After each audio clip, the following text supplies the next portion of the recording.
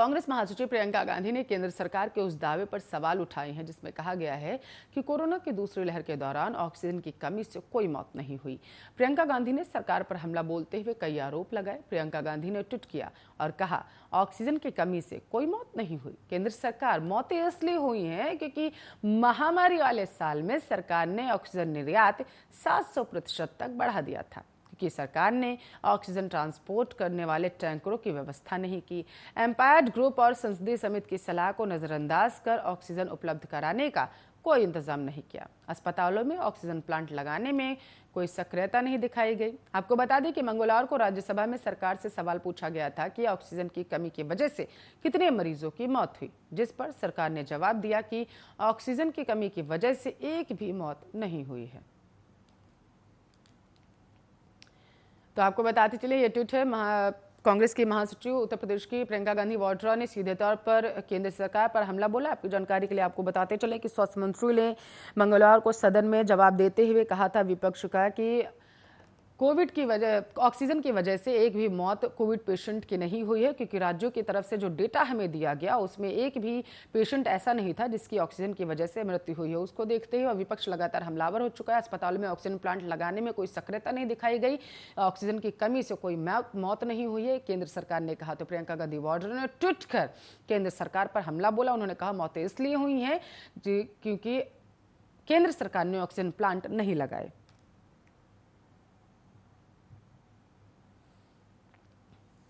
RSS प्रमुख मोहन भागवत आज आपको बताते चले नानी गोपाल महंत द्वारा लिखी नानी गोपाल महंत पर नागरिकता बहस असम और इतिहास की राजनीति नामक पुस्तक का गुवाहाटी में विमोचन करेंगे। पुस्तक का विमोचन असम के मुख्यमंत्री डॉक्टर हेमंत बिस्वा शर्मा और प्रोफेसर नानी गोपाल महंत की उपस्थिति में होगा। गुवाहाटी विश्वविद्यालय के एक प्रोफेसर नानी गोपाल महंत ने टिप्पणी की है कि पुस्तक की सबसे बड़ी विशेषताओं में से एक महान अभिलेखीय फुटेज होगी जो कि 50 के दशक की है। उन्होंने कहा यह एक ऐसी किताब है जिसमें असम में पहचान से जुड़े कई मुद्दे हैं और विशेष रूप से ज्वलंत मुद्दे हैं जो न केवल असम बल्कि पूरे देश में एनआरसी और सीए 2019 को लेकर चिंतित हैं।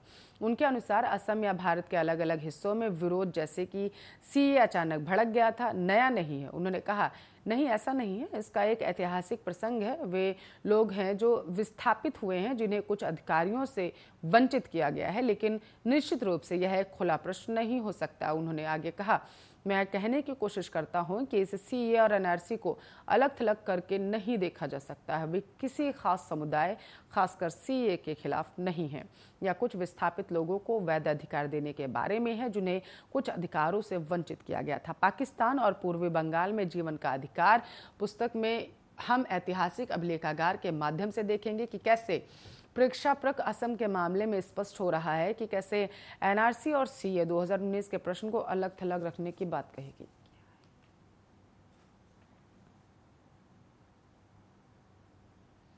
पिछले सप्ताह कुपवाड़ा में खुद पर फर्जी आतंकी हमले का नाटक करने वाले बीजेपी के 2 नेताओं और उनके 2 पीएसओ को जम्मू कश्मीर पुलिस ने गिरफ्तार कर लिया है। पुलिस ने बताया कि दोनों नेता सुरक्षा बढ़ाने के उद्देश्य से खुद पर ही आतंकी हमले का नाटक कर रहे थे। जानकारी के अनुसार कुपवाड़ा में बीजेपी आईटी सेल के इंचार्ज इशफाक अहमद मीर ने पार्टी के जिला प्रवक्ता बशारत अहमद और पीएसओ के साथ मिली भगत कर खुद पर फर्जी हमला करवाया।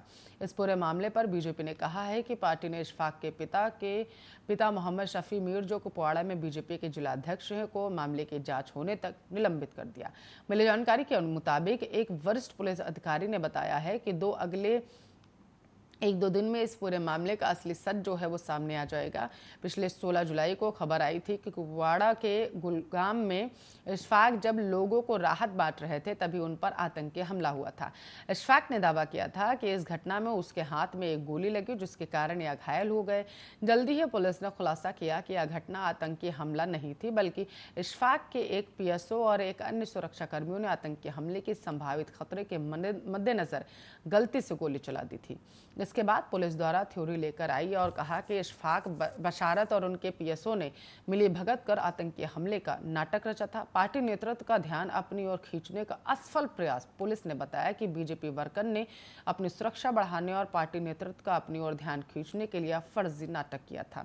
यहां तक कि इशफाक के हाथ में लगी गोली को कई चरणों में प्रतिबंधित किया गया था। पुलिस ने बताया कि आरोपी और 2 पीओ को सोमवार को कोर्ट के सामने पेश किया गया था।